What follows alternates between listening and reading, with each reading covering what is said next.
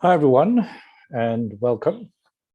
I'm hoping that we're going to get more of a turnout. We'll give it a few minutes to see if everybody joins us. I'm sorry that it has been a bit of a late notice meeting.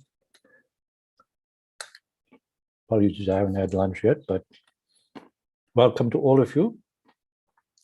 I'm going to go through today on how to write a literature review and an introduction. Those who need English-French translation, please feel free to use the interpretation. Alexandra is online and available to help you. So please do use that. We are going to go through the presentation, which is not going to be very long. And then if the meeting is not very big, we'll have an in-house discussion. Otherwise, we'll break up into groups. And it's best if we, in fact, have participants sharing their progress on their research. So that's researchers. And we hope that those who have been in the program or have actually said they want to join the program do share things, because that's really how it best works. So let's start with my presentation on how to do a literature review. I'm actually going to share two videos, which are in fact quite useful, 2 or 3 videos. And let me just pull up this presentation so that we can just get the video links with that.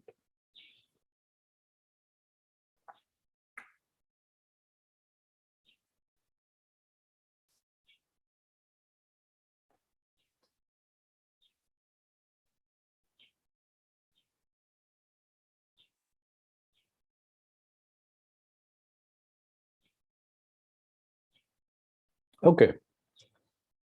So what we're going to go through is, in fact, just this question of conducting a literature review and writing introduction. We'll just see if there's any feedback on the EL study and APCC, but that's really very brief, but we're going to go into this. So let me just share these 2 videos, which are going to be a little bit faster so that Hello there, my name is Chelsea Seaburn. Welcome to the Smart Student. I'm so excited for today's video because it's been a topic that's been requested time and time again, and that is how to write a literature review. Now, sorry, let me just get the... We can see the use of specific language such as suffers, may limit, do not allow, adequately,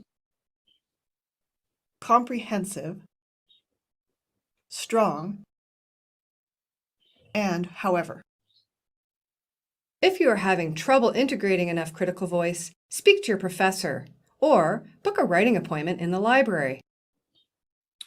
Let me stop there and just go through. So I hope that you have been able to get a feel for it. We basically wanted to make sure that you have an idea, and rather than me talk, I thought it useful to just share these.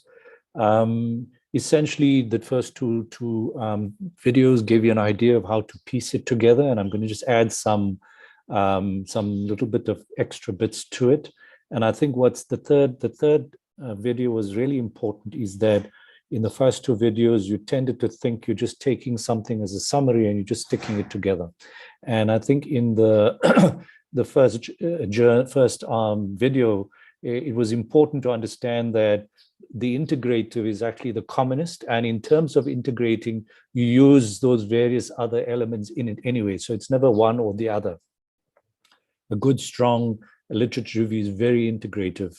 And it does have some sort of thematic and methodological elements to it. So I think this is all kind of speaking to the same ideas, but very importantly is that it is not you just grabbing any article, summarizing and suddenly putting through. So I think that many of the people who start off struggle, and in fact, most of the struggle is that they don't search and they don't read properly and they don't read critically. And we would really strongly advise that you do that, because it'll all come undone at some point or the other, where your literature review comes unstuck and your research comes unstuck. So it's really important that you learn to read critically. So just some additional points. I think, Google Scholar, those of you who have access to libraries, you can get access to, to additional databases. But I think that you must talk to your local library, but otherwise, Google Scholar is the most useful for open access articles.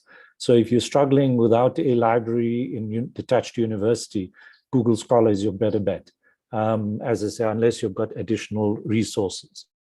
I think the search terms, many times you need to actually think carefully about these search terms and record them somewhere. Sometimes you don't realize what produced good value. So try to keep your articles, the URL of the article or the name of the article, or the actual link to the article under search terms. So you may later realize that a particular search term produced better results. And when you're searching, you need to think about synonyms, alternate ways in which you can search for them. Because not everything, like was mentioned, psychological, you can actually use other names that are used like mental health, etc. So think carefully about what it is you're looking at. And I think the same process is put it in terms of not just an area, but a research question. And this is not like as though you will have a research question, you have to develop it. So you need to actually think iteratively as you read, perhaps in an area, you need to think research question and then refine it. And you may go all over the show. But if you read critically, you'll soon find that there are gaps showing up. And that's really where your research will tend to go. Now, I think that there'd been mentioned about an annotated bibliography. It is really no more than a very astute collection of your research. And it starts in a way that is pretty sensible. You read a paper and you make a summary of it. And it's really a summary that shouldn't be a summary in a very narrative way. It shouldn't be just the abstract copied. It should be what you think about what's going on in the article. And that means that you're bringing in that criticality in the way in which you look at an article, because you know what you are trying to get at least in some ways. So before I get even to this, in terms of this Google search, I would strongly urge you to think about the evidence pyramid. So it's very useful when you're looking at any particular area that you don't just put, pap smears, but you look at, let's say, pap smear, improvement of pap smears in clinics in primary care in Africa. If you're looking at something like that, always add review to your search terms, because what that does is it tends to pick up high quality evidence, usually reviews. And if you're looking at it, meta-analyses and systematic reviews can actually bring up the higher quality evidence by picking up those kinds of articles if they're available. Obviously, if they're not available, then you have to drop it down. But I think that is a very good habit to find, especially in places which are in topics that are fairly well examined. That you look at, especially systematic reviews, meta-analyses, and then if you're struggling, just reviews will often present you overarching articles that tend to collect the information around it. If you read from there, then you can sort of navigate your sort of area better and say, let me focus on this or the other particular area and narrow it down. So that's a useful way to begin narrowing down. Otherwise, you'll have very long, lots of literature, and that becomes very problematic. So as you start getting, if you're going through Google search and you go up three pages, that's as far as it should go, because if you're going beyond that and still finding valuable material, means your focus is too broad. So take the first 3 pages material, read them, understand them better, and say, okay, now with this broad area, how do I narrow it even further, so that you don't have anything that comes up after 3 pages of Google search, Google Scholar search, as an example. So once you have that, then you have like 20, 30 articles maybe, or 10, 15, 20 articles. And then you need to sit and think through how you put together a summary of each article. And a summary in the way of saying, well, what does this article talk about? What is it, what is its purpose? What is it saying? You need to evaluate what it says as yes or no or against, or whatever its ideas are that's coming out through the article. You also need to evaluate, as was mentioned, the methods. In other words, what kind of evidence is it? High-level evidence? Is it a systematic review, or is it a meta-analysis, or is it a case study? Because a case study is not the same as a RCT. And so you've got to capture that idea of what kind of methodology is behind it. And then you've got to go even beyond that to say, well, is the methodology even, done well? You may find that, a case control study is actually poorly done. And you may find a case method might just be a case of a particular instance might be more better because it's more compelling, but not bad evidence. So look at the evidence, and you can look at it in terms of the sampling or the, biases that you can look at, but look at it critically, which means looking at limitations and methodologies a bit more. And of course, like was said, you need to actually think about the article. How do articles link together, how they sort of sit apart.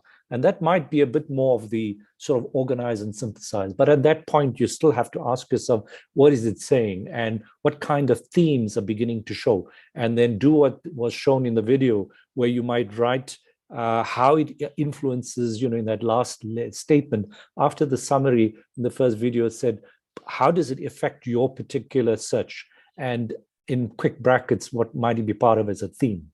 So that way you're building up 20 articles, you have a feel for what material is coming together, but it's all separate.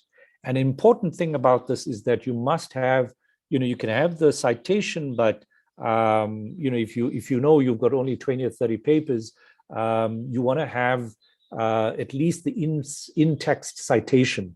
So, when I write my literature review, I always make sure that whatever I've written, if I have the author's name and the year, sometimes when there are multiple authors, etc., that I know clearly who has said that. And that is very important. Now, you can do this. Annotated bibliography is actually a very well written out thing. When I'm not doing a specific annotated bibliography, I can write them as just this author and bullet points, and then just write the point, but I've got it there together. And I have a sense of that's what that paper says, that's what this paper says. The next step, as was said, is how do you organize that? How do you do that? Now, summarizing and just putting joining sentences is good. And I think those particular tools that were shown you are good, but it's not a listing of just different arguments, and it's not just a summary.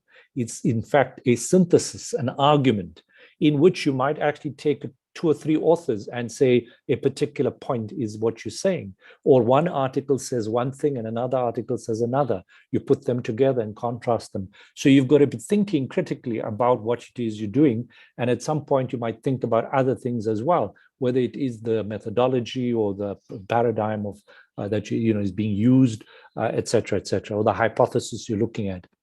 I think what's really handy in this is also you can take your bibliography and you can do this whole organizing without writing to start with.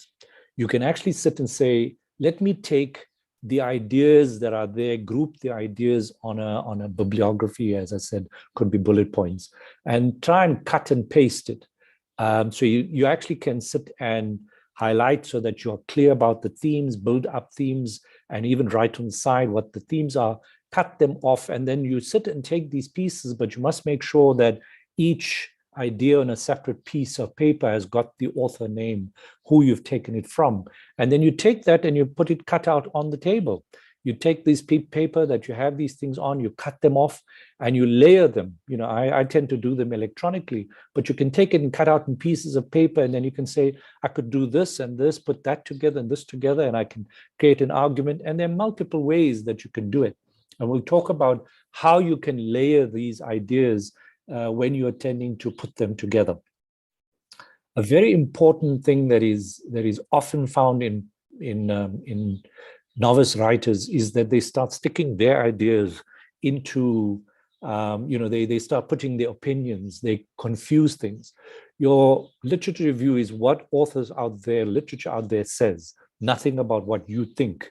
What you think about their articles, but not your own ideas. If you don't have a substantiation for what you put out there, like was said, then it's your opinion. And many a time people use, it is terrible that we have such a thing happening. And you wonder, well, whose idea is that? Yours, or is there some evidence for what you're saying? So you need to be very careful with flowery language and also sticking on ideas here, even in the discussion. It's not a place for you to stick your own ideas. It's a place for you to reflect more deeply, to say, here's the results I found, here's the literature again, and what do I think of the, of the interaction between the literature and the results.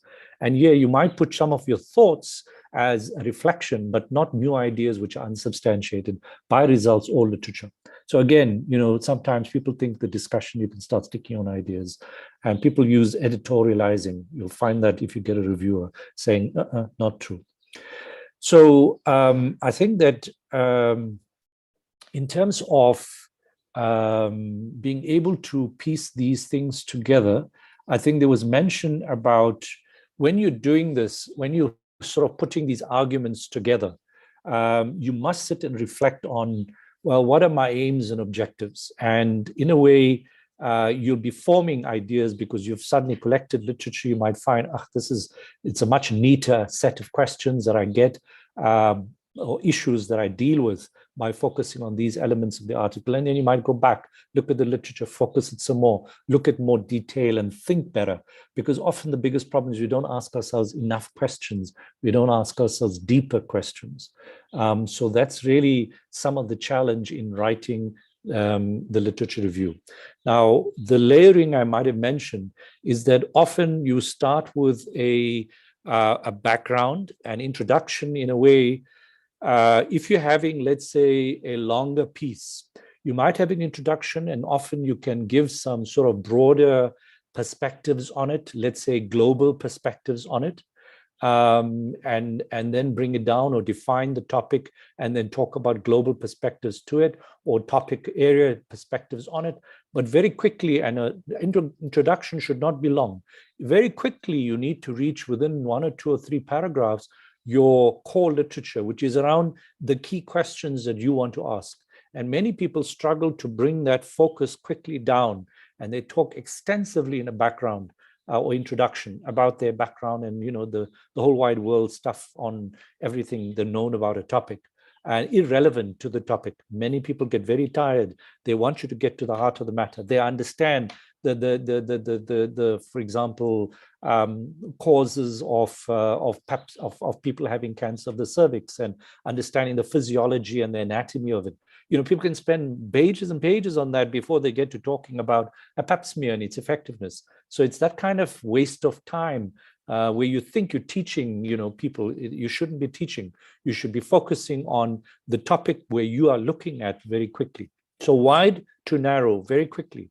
Then when you're setting out your literature review, what was said was having an area, and each of the sort of subtopics, subheadings should be speaking to your objectives.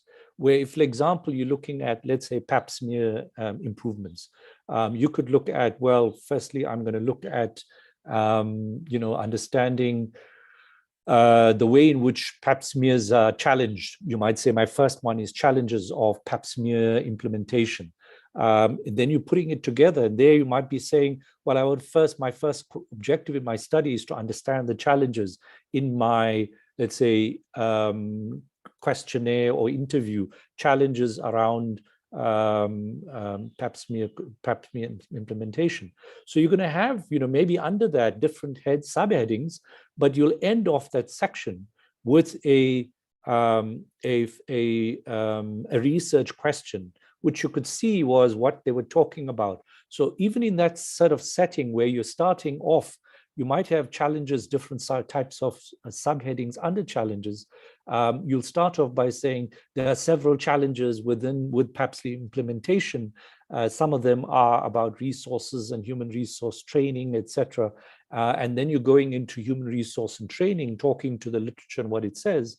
And at the end, you restate that that the challenges of pap smear implementation is confounded by human resources and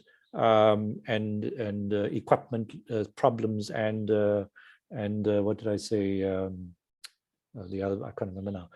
But essentially, you then have to say, but the literature does not spell out those this challenge in African contexts or in Nigerian contexts or English-speaking African contexts, etc. You can find gaps that then say, I need to do this because there's nothing to show for it. or there was a study that was very weak done in South Africa, etc. So you need to show a gap that says this particular challenge needs to be there.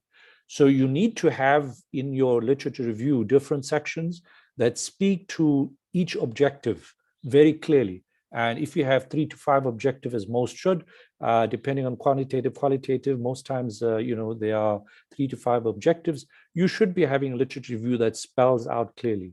There are other things that you should also be putting in your literature review, especially if, for example, you are particularly looking at tools and the literature talks to tools or methodologies, especially questionnaires.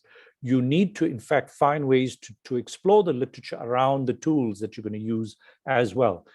It should fit in there, and it should be something that you should include.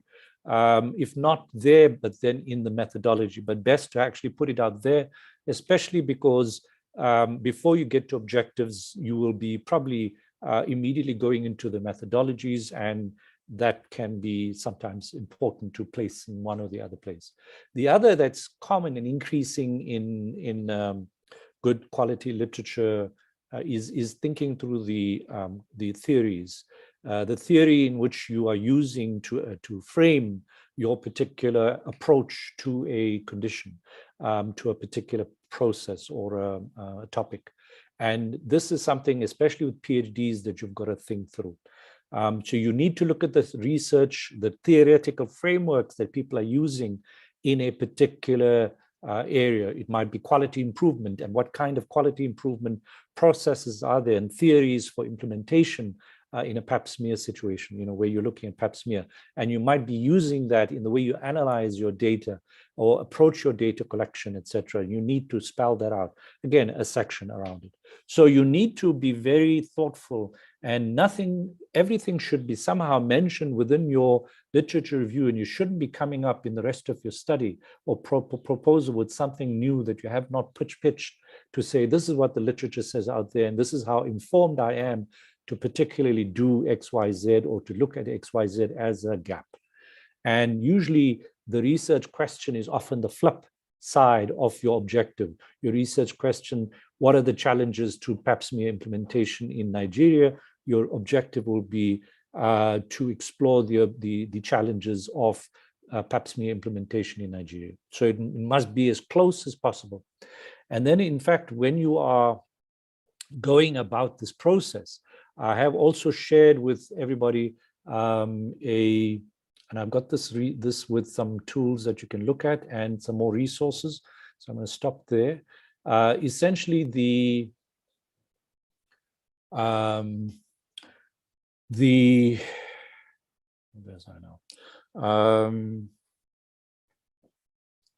When you are looking at the tool that I shared, and maybe I will share it very briefly, and some people have asked questions about it. It's a tool that I use in terms of guiding people who are wanting to do studies, and I've circulated it to everybody in this group. So you should be able to find value in it. It can be used for both a PhD and a simple research project. And it helps you to get going. Many people are struggling and they need to put something down on paper, and that is combined with their reading. So they have to be sitting and thinking about it. It starts with getting a researcher and possible mentors, and then getting a provisional title. This is not the most important thing, but just as something that you can do last. But at the end, we want to see that evident. A brief background, very short, nothing more than a page. And then this is the focus literature, which should be showing the gap with research questions that are very closely reflected or linked to these objectives. But you can see how, as I said, under each subheading that you're giving and how they're linked to different objectives, you can see this is how you need to think through. And you're asking yourself whether there's a question, a proposition, which is, in other words, an idea for which you don't have a proposition, but you have some sort of association. That's what a proposition is. Or, that certain things may be high or more than, thinking about simple quantitative research, or a research hypothesis. Sorry, this is supposed to be a hypothesis. So that's really what you're looking at as a research hypothesis. And this should be part of how you go about this. Now, in doing this, one of the big challenges is that people tend to not think of the, give me a second, not think of the alignment between, like I've said, this particular research question and the research objective. And then as you get into the methodologies, in other words, start thinking about how you're going to do it, then you need to keep also that in mind, that each of the methodologies needs to speak to it. This becomes particularly important in PhDs, where you may use multi-method approaches and you have to think about them. They're not necessarily one-to-one. You might have one method that addresses two objectives, or two method that addresses one objective. So it's not a one-to-one relationship. So you must understand the way it works. And then you must also, in fact, deal with the analysis, which I've not said here, which later comes, is that you must have the analysis also being linked to this matrix here. So you'll see in this matrix, you start with the objective and sub-objectives. You think carefully about what is my research question and how do I reference the literature review around this? What's the design I'm looking at, which is really what am I looking at in terms of a particular method? And then what sort of specific data methods am I looking at? And how do I want to analyze it?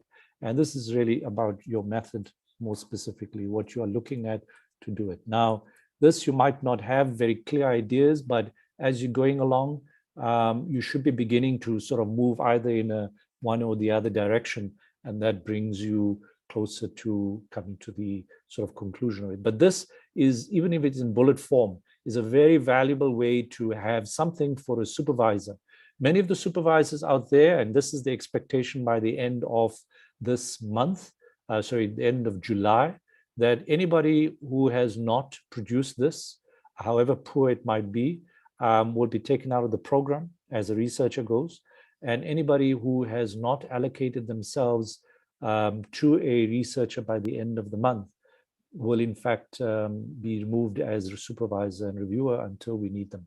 So at the moment, I think we're really keen to get many more research supervisors allocating themselves and to help any researcher on that journey to do that. So I've sent out an email reminding everyone on that process. So let me stop there. And I think we do have a large group, but I think it'll be a little bit too long for us to break up into groups. So any comments, any questions, I think we can basically work with, if you can just raise your hand and then I can unmute you.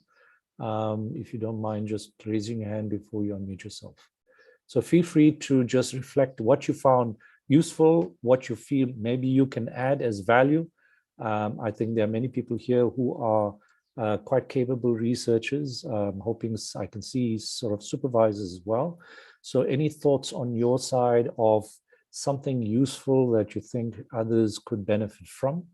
And then we can take the conversation further. Any thoughts from anybody? Please feel free to raise your hand. Hafiz, thank you. Go ahead, Hafiz. You can unmute yourself. Thank you, Dr. Shabir. Sorry, I just wanted to reconfirm something. The connection is slightly poor at my end. You mentioned, it's a question to you, Dr. Shabir. Sure. You mentioned that as researchers, there's some steps that we're supposed to do. And just as you mentioned that, my internet broke off a little bit. So please, could you repeat exactly what I'm supposed to do? Yeah. Thank you. We really need researchers to get moving. I think we've given them plenty of time. I think that in my view, and I'm sitting and we can obviously discuss it, but if you do not come with something in writing, at least by the end of this month, so we might give it to the end of July. That we will give it to the end of July because in the next iteration, we want to try and show you precisely how to link your objectives and with your research questions. So we want to get some samples. So by the end of this month, we want to see people with some evidence in front of us so that we can do the next iteration of objectives. By the end of July, if we do not have any of these, anyone who's not provided this by the end of June. A researcher who's not provided something by the end of June will be removed from the program, and we will just take you off the group. And I mean, you're free to join us again later. You're free to be at this meeting, but the supervision will be limited to those who've completed something. Supervisors are obviously hesitant, and we need them to be confident that they are engaging with people who are going to add value to their time. They're taking off time to do something, so we need people to be serious. So that's the requirement. And then the supervisors who come on board will have until the end of July as well. We may give them a little more longer to make a decision about who they will take on. And then from there, the people need to be paired. And then the rest of the time, we're going to be basically looking at methodologies. And I would also strongly be asking for anybody else to come on board to share their thinking around methodologies. Me talking every time is a bit tedious. So I really would like others who can offer to basically do some very simple work. As you can see, we are not doing high-end. It's really teaching simple stuff to novice researchers. So I hope that's clearer, Hafiz, about the timelines. Thank you very much, Professor Shabir. Just one last question. Specifically, sure. What do you expect from the researchers to write about their problems, statement, or literature review? It's what I've just put forward. The template as circulated is what all the researchers need to complete. And if there are questions about that template, then I can go through it once more to make sure everyone's clear. But the idea is that would be great, Dr. All right. If you don't mind, Dr. Paulus, I just do that, and then we can just make sure everybody's clear. It is no more than that you basically put in your name, your possible mentor or supervisor, your research title, and then a brief background, which is at least a page, which should be speaking to, as I mentioned before, the broader picture, which is what the global literature is talking about, what the area is about, but not a hell of a lot. You know, in fact, half a page is a little bit better than a full page, but it must be not more than one page. So consider this less than one page. Background. In other words, anything you feel there is background. Many of the times, that's where we're going to struggle, because you're going to be struggling with too much of stuff here, and we're going to say too broad. Focus it better, and you then have to dump things into your background while you focus on it much more. But any supervisor is going to battle if he sees nothing. He can't tell you, he can't help you if he doesn't see some evidence of you writing something about the literature as we have talked of now. You've got to be able to share the literature, what you see in the literature around the questions that you are having. And it's got to be at least to that extent. You can, I think, as I say, summarize, and this should be, as we've said, summarize at the beginning, summarize at the end, and end with your research question. This aim and objectives, I would say, are not that important for the next iteration. So we will expect this to be done in July, okay? And this too could be related later. So all we want you to do is to fulfill this part, which is the first few. Let me just highlight what we really need is this one. We want you to do this literature review, and that's all we want you to do. That's for the first, by the end of June. If you have not put this together, you clearly haven't gotten off start. So that's our expectation by the end of June. Does that seem thank you. Very reasonable. Just one question, Dr. Shabir. You mentioned that we should write the name of a possible mentor or supervisor. Yes. Supposing the researcher's title and the background is not in the interest of the supervisor. Supposing the supervisor is doing something else and the researchers, because we are so many, we are dealing with different topics. So in such a case, how should we proceed? Thank you. Well, I think, nothing stops you. I think you have put your everybody's put their name out. And I would strongly advise, I don't want to be actively matching people. You should be going through the list that we've provided you, and we can provide you a list of everybody, including supervisors and the reviewers as well. So everyone who's in a position to supervise, as well as anyone who is in a position or who wants to do the research, should reach out to other people. So for now, we'd like the researchers. strictly to reach out to supervisors, or supervisors and reviewers to reach out to researchers and say, I'd like to do work with you. Do that. And if people can only say, no, I'm sorry, it won't work for me. And I think that if you do this, we will be encouraging the same. Because you have to you're all adults. We are not going to try and do a magic thing. This is what happens in real life. You need to do that. We've brought a pool of people who've shown interest, who are willing, obviously at various degrees of willingness. You've got to work with that and try and find your way. And you've got to show, as a researcher, you've got to show that I am willing to do the work. And we've given you plenty in the way of thoughts and ideas, possibilities, and reach out to them. Those who have the research, people who've accepted it, we've just sort of had a conversation saying, A meet B and left it at that. I don't necessarily want to be, in a ongoing conversation. I can't possibly, my email inbox is too much.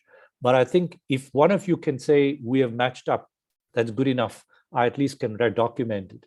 And we know that you'll have matched up. If there are challenges, come back to me and saying somehow there's a challenge, it's not working. So just keep me posted like that. Otherwise, you'll have to work with other people. And we've created a pool of people, and a big pool at that. And just understand that not everybody is in the same space of willingness. And so you've got to work with other people and see. And same with students, not everybody is in the same boat in terms of their experience with research. So it is a matching, it's like a dating, and we want you to date and figure out whether you can really, get engaged or not. All right. I hope that's clear to all of you. Thank you very much, Kabir, for your elaborate answers and for your dating terminology. I love it. Thank you very much. No problem. Good. Sorry, my power is going to be out just shortly, so we're going to have to show. And if I cut off, know that I'm stuck. So let's go to Dr. Paulus. Hello, Professor Shaber. Go ahead. Hello.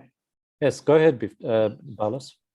Yes, okay. This is Biftu from Okay, thank you so much. All right, Biftu, give Paulus a second, and then you can carry on. Okay, Paulus. Okay, thank you so much, Prof, for the opportunity and for great presentation. We are learning a lot. My question is, I don't know if it is related to the current presentation. Yes. How much?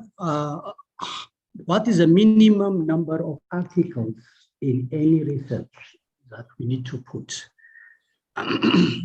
There is. Well, I think you need to have. I would say if you have. You can have 5 to 10 articles depending on the places. I mean, on the material out there. There's nothing clear, but 5 to 10 I would expect.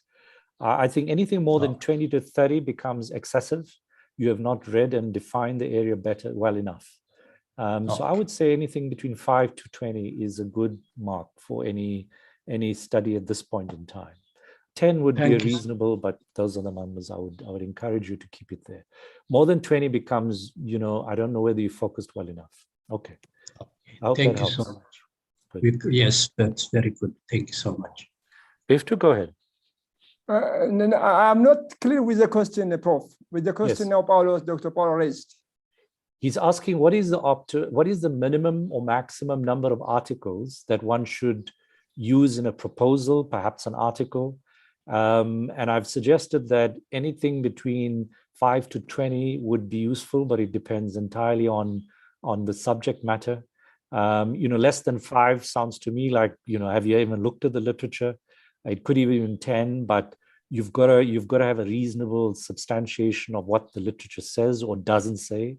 And if you have more than 20, you're tending to become very unfocused. And the matter that you're looking at is probably too poorly focused. So that's my ballpark. When I start, it depends. If it's for a lit PhD, obviously you're accumulating a lot of material, but if it's a simple research study, I think, you should be keeping within that ballpark. I'm not saying exactly that, but ballpark. Does that help, Biftu? I don't know if you've got another question.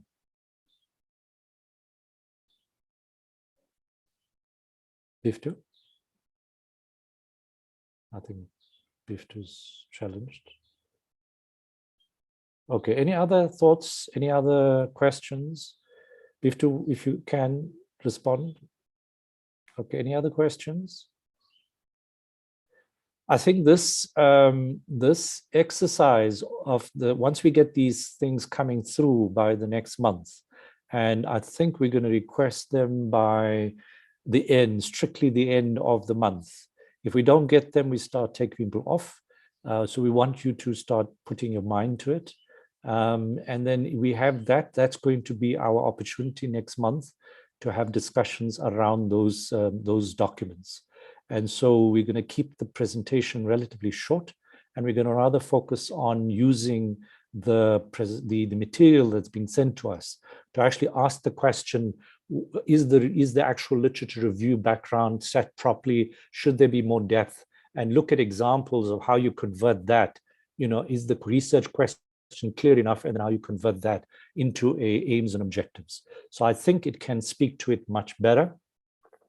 And from the following month, we will then go into sort of an approach to methodologies and the rest. And I think that can help then refine those documents. So I think we would be having a fairly reasonable way to proceed where people feel that they're getting value. I think each person who's involved in this meeting, if you are not part of the mentorship program, you're welcome. Just go through to the website and show your interest in the mentorship program, and you'll get an email, and I think you could then come in. Okay, but I think by the end of this month, we're going to have to shut doors on that entry, so I must just change that slightly. Okay, we will probably accept more supervisors, but not researchers by the end of the month. Any other thoughts? Any other questions? Any other comments from anybody here? I mean, I see some researchers, anybody who feels that they could be contributing to the ideas around research. Innocent was there at the beginning. Anybody who feels that they can add? Yes, thank you. Dil Toka, go ahead. You can unmute yourself. Good. Kevin. Yeah, can you hear me? Yes, we can hear you. Thank you very much. Mine is a bit of a question. I want to find out, you mentioned something earlier, my network is stitchy. Sure. I didn't get it, about reviewing a review that as an evidence. So if I'm doing a literature review, is it important to review a paper that is a review of a literature, and how best that evidence can provide me? Well, reviews, you must also know the different kinds of reviews. There's an article that I can share with you that does go through some of that, the different types of reviews. But generally, a review, you must be careful of. You can have a review article, which is useful, but in that it provides you sort of strong evidence, but you must look at the underlying evidence. And sometimes you'll find particular types of reviews, which are based on a very strongly supported approach, which represent how high quality evidence is brought to the fore. So you get what we all know as systematic reviews, which are basically, RCTs or the like that can be systematically obtained. You also get other types of reviews, like a narrative review, etc. So there are different methodologies coming about in the review space. But a review, searching for a review tends to pick up high quality evidence as opposed to individual, let's say studies. And you narrow the space down, you get a better overview of the terrain. So for example, if you're looking, as I mentioned, implementation of Pap smears, and you look for a review, you'll get the articles which have that review in it picked up quicker and higher up. Whereas if you do remove the review, you might find a lot of individual studies of different quality presenting themselves. So I would strongly use that. And if you feel, well, in a review, you're starting to see systematic reviews, meta-analyses, and more strong evidence presenting themselves, then you can even search more. You can say, let me look for systematic reviews, because maybe that's actually available. You don't know, because you have to look at the material available. And to me, a review is a very good place to add to your topic. If you find it doesn't come up with anything, it will tend to then show you no real reviews, but all the others will then pitch up.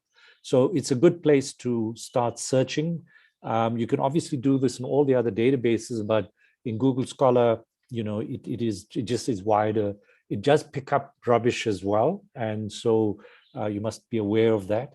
But some of that rubbish, so to say, might be quite useful, because I sometimes do a quick search in Google, not even Google Scholar, to see, does this topic produce things like WHO documents or, reports by different organizations. So don't feel that, databases are the only way to go. You must look for gray literature. And that, today is a lot published, but it's on Google, not Google Scholar, because it's not peer-reviewed or regarded as scholarly articles. But they are important, especially in primary care, especially in quality improvement, service improvement types of projects.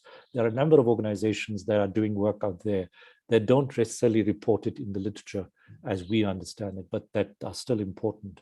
Of course, you've got to dig it and understand it. You've got to review the quality of the material.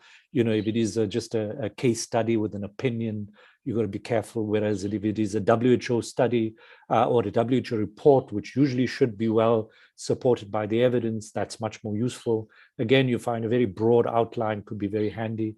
You might find by a specialist organization doing a review, not published, but it's a report as opposed to an article in a journal.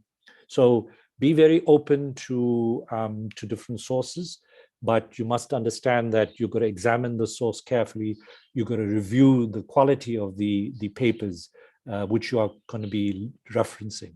So that's why you not only look at the content, you look at the actual methodologies, the source of such material, if they're not from a journal.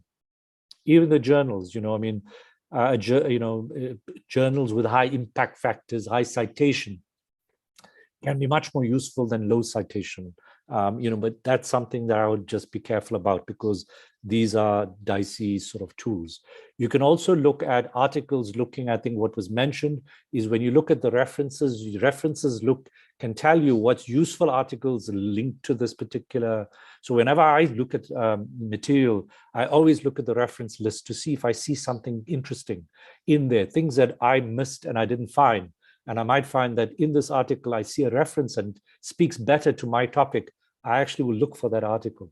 You can also go and look at, let's say I find this really phenomenal article, but it's 5-10 years old, and there's nothing been done after that. I will look at citations of this article. So if I click on the article on Google Scholar, and I then look at sites it's cited by, I look at the citations and look at that list, because it means that people after this article have actually referenced it. And I might find in there also very interesting articles that speak better to what I'm looking at, where I look at the title, I then look at the abstract, and I say, this is actually much more closer. It's kind of in the area where I'm looking to go. And it's much more recent, because that was 5-10 years old. This one is actually after that. So you must look before and after around literature, not just what you find and flatly only look at that.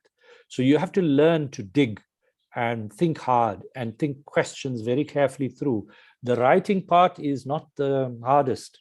Once you have searched properly and you've really thought properly, and you have this narrowed basis set of literature, then the steps that have been described in the in the 2-3 videos is really not that difficult. It takes practice, and it takes a bit of art. And as you are doing it with us in the in this process, you'll find that it gets easier. So you will be, before you actually do what we talked of, you'll do an annotated bibliography. You might write them out, cut them up, and then piece them together, and then you'll end up by the end of this month with that bit that's filled in, and where we can say, okay, we can see your thought processes and how you're applying the literature. But you have to have been already reading the literature. Otherwise, end of the month is a little bit of an ask. So good, thank you for that. And Dr. Paulus, go for it. And please, a warning, my battery is really towards the end, so I might disappear, in which case we'll have to close the meeting. A very quick one. Thank you so much for the opportunity. Sometimes, at times when we review literatures, we find some of the literatures are very old, like 20 years old, but they are very, very relevant to what I'm going to do. And I don't know the issue of acceptance by others. I don't know, how do we feel about Well, as I said to you just now, when you find something that's very relevant a while ago, look at its, look, Google provides that quite nicely. It shows you what's, excuse me, what's cited. So if you look at that article, you search for that article, it has cited by under into Google. Click on that. It will then show you the articles after that that are citing that particular article that you think is valuable. It may show you articles that are cited fairly recently, and then you might find it easier, and then you might realize that the way in which this topic has gone, and you didn't think of those particular topics and approaches, etc. So always look from a new article, go backwards to the site, to the actual reference list, or in an old article, look forwards to the citation list as well. Citation list. So I hope you're getting that both. But when you have an old article, you must be stressing the fact that it is old. 20 years old article, you can't just say that I'm premising it on something from 20 years ago. You must show that I have not found anything, or I found this or that or the other, but there's nothing speaking to this particular issue since. No problem. But you have to show your evidence as recent as possible. And you can't be just citing things from 20 years ago. Okay, thank you so much. Yeah. And you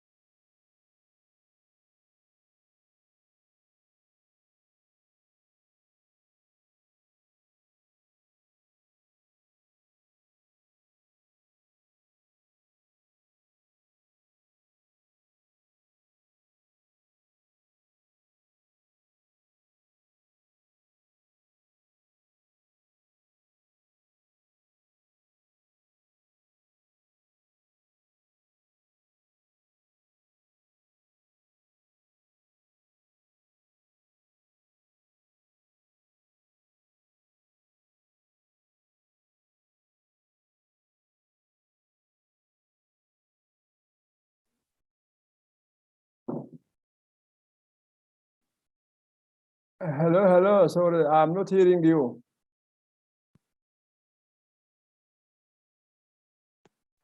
Can't hear you, Prof. Oh, Sorry, Prof had a challenge with his internet. He will be back soon. No, Prof already said that his battery of his system was running down and that it might just drop off. Yes, so Prof earlier said that his battery was dropping off and he would drop off. So I think this is the end of the session for today. hello. Yeah. Would you allow me, Sankri? So thank you for. Hello. Because due to power interruption, I was out of the meeting. Yes. Maybe So what I Prof, want to raise is the advisors who are working with us are not communicating. That's maybe my problem. One day we met with one lady, but then she didn't come back. That's the problem I'm facing from my side. thank you. So all supervisors and mentors should email me or Prof about the problem that they are facing, so that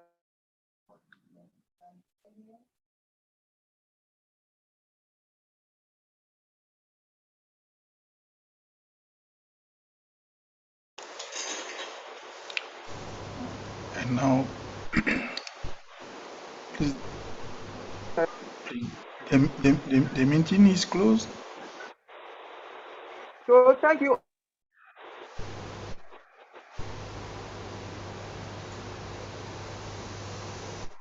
Thank you. The meeting.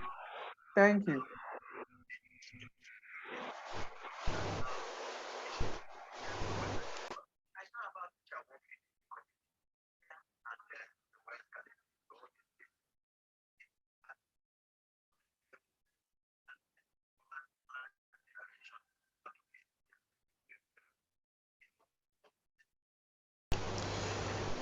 So bye for now. Bye bye. Okay.